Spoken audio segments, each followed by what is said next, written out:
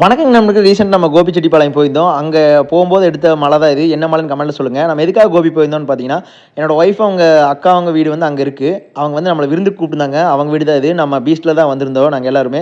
அங்க போனதுனே பார்த்தீங்கன்னா, ஒரு நாள் இருந்துட்டு, அப்புறம் அங்க அடிப்பம்பு பார்த்து நம்ம 90ஸ் கிட்ஸ் ஆச்சே அப்படின்னு சொல்லிட்டு அந்த அடிப்பம்பு அடிச்சுட்டு, அப்புறம் தூரி கட்டியிருந்தாங்க பக்கத்தாலேயே. அதுலயும் போய் ஒரு ஆட்டத்த போட்டுட்டு, அப்படியே நாங்க சரி கோபியில என்னென்ன ஃபேமஸா இருக்கு அப்படின்னு சுத்தி பார்க்கலான்ட்டு நம்ம போன இடம் தான் பார்த்தீங்கன்னா, கொடிவேரி டேம். கொடிவேரி டேம் பார்த்தீங்கன்னா, நல்லா லீவ் டைம் ஞாயிற்றுக்கிழமைங்கிறனால ஓரளவுக்கு கூட்டமா இருந்துச்சு.